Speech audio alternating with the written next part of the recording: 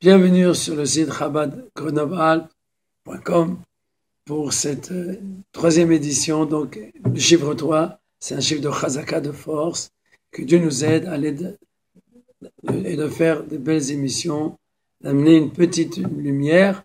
Et on sait qu'un peu de lumière repousse beaucoup d'obscurité. Donc, quelle est la plus belle lumière qu'un juif il a? Torah, or, c'est la Torah qui amène une lumière dans sa vie. Et voilà, nous avons conclu la fête de Simchat Torah, une grande fête. Nous avons dansé avec la Torah. Et a priori, on pourrait se poser une question. Comment ça se fait que le Simchat Torah se fait, la joie de la Torah se fait après Sukkot?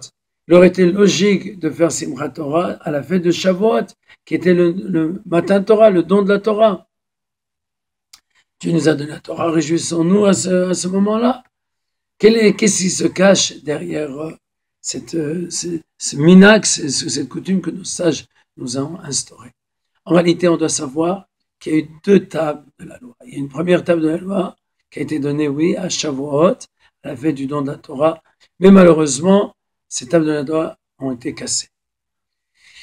Donc, Moshe Rabbeinu monte, donc après 40 jours, il descend avec les tables de la loi, mais il les casse. Il remonte 40 jours pour demander pardon à Dieu. Akadosh Baruch dit, j'accepte le pardon. Il redescend dire aux Juifs, voilà, Dieu nous a pardonné. Je remonte chercher une nouvelle table de la loi. Et il remonte dans le ciel. Il redescend donc une troisième fois 40 jours. C'était le jour de Kippour. Et il amène des nouvelles tables de la loi. Donc les premières tables de la loi, c'est les tables de la loi des justes. Mais après, il y a eu la faute. Et après, il y a eu le Baal Teshuvah, celui qui se repent, qui revient. Et là, donc, il vient avec des forces beaucoup plus fortes, puisque nos sages nous disent Shalom, la rachok ve la karov. Shalom à celui qui est loin, shalom à celui qui est proche. Et nos sages se posent la question. Ça veut dire celui, d'abord, dis shalom à celui qui est proche, et après tu pourras dire shalom à celui qui est loin. Nos sages nous disent non. Ici, il y a une allusion sur les deux niveaux qu'on peut rencontrer dans le peuple d'Israël. Les tzadikim, les justes, et les Baal Teshuvah, ceux qui se repentissent. Et nos sages nous disent que dans un endroit où les Baal Teshuvah se tiennent, ceux qui se sont repentis se tiennent, même les tzadikim, gmurim entiers ne peuvent pas se tenir. Donc c'est shalom la rachok, shalom la paix à celui qui est loin, qui vient de loin, le Baal Teshuvah qui est arrivé, et après shalom la karov, shalom à celui qui est proche. Ça c'est les deuxièmes tables de la loi. Et maintenant, nous avons chanté avec la Torah. Et avec quoi on a chanté? On a chanté avec notre cœur, avec nos pieds. Comme les Hasidim disent que Malach Raphaël a rencontré dans le ciel, après Simchat Torah, des chaussures. Et c'était le mérite des pieds des Juifs qui ont dansé avec la Torah. Mais maintenant, quelle est la suite? La suite, elle est Yaakov à l'Arledarko. Yaakov, il a pris sa route. Et il rencontre deux grandes parachiotes. Bereshit, Dieu crée le monde, il nous dit tout ce qui s'est passé. Mais attention, la paracha de Bereshit, elle dure plus de 1000 ans, puisque nous passons de la naissance, de la création de Adam Arishon, jusqu'à la naissance de Noach. Et maintenant que Noach est né. Donc la paracha de Bereshit, on a l'habitude de dire, elle est joyeuse au début, mais malheureusement, elle est un peu triste à la fin. Pourquoi? Parce que les gens se sont détournés. Ils étaient tellement habitués aux bienfaits que Dieu leur donnait qu'ils ne réalisaient pas que c'est Dieu qui leur donnait ces bienfaits-là. Qu'on est trop habitué à un bienfait, des fois, on trouve que c'est normal. Quand ça manque, alors là, on arrive à s'imaginer qu'on doit demander à Dieu. Et Noach arrive, et Noach doit reconstruire tout le monde.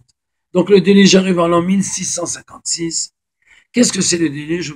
Je voudrais dire une petite idée importante. C'est un nouveau départ, c'est comme un mikvé. Quand on trempe quelque chose dans un mikvé, c'est un nouveau départ. Quelqu'un qui, par exemple, était impur, il rentre dans son mikvé, c'est une nouvelle personne, il devient impur. Un non-juif qui va le mikvé, il sort, il devient juif. Donc le monde, il a besoin d'une purification, redémarrer avec une nouvelle force. Et c'est ça l'idée du Maboul, se plonger. Et la Torah nous dit, demande à Noach, Boré la Teva, rentre dans la Teva. Le Baal Shem Tov dit, la Teva, c'est pas seulement l'arche, c'est les mots. Tevot veut dire en hébreu les mots. Il faut rentrer dans les mots de la Torah, s'approfondir, mais pas s'oublier. Parce qu'après, à la fin de l'année, parce que le Le déluge a duré 1 an. Il a commencé le 17 Cheshvan, il a terminé le 27 Cheshvan, 1 an après, puisqu'il y a eu 40 jours depuis, et 40 jours, 40 nuits de pluie. Après, il y a eu 150 jours où l'eau a gonflé. Après, l'eau a commencé à diminuer. On arrive au 27 Cheshvan. Donc, c'était 1 an et 10 jours. Et alors, Noah était comme dans l'arche, c'était Mashiach. Tous les animaux ne faisaient pas la guerre. C'était quelque chose d'extraordinaire. Il dit, mais c'est pas pour ça que j'ai fait tout ça, Dieu lui dit. C'est Minateva, sors de la Teva. Il faut rentrer dans les mots de la prière. Mais après, il faut sortir des mots de la prière. Il fait exactement ce que nous faisons à Simchat Torah, puisque après, on proclame Yaakov alar ledako. Dieu est parti sur la route.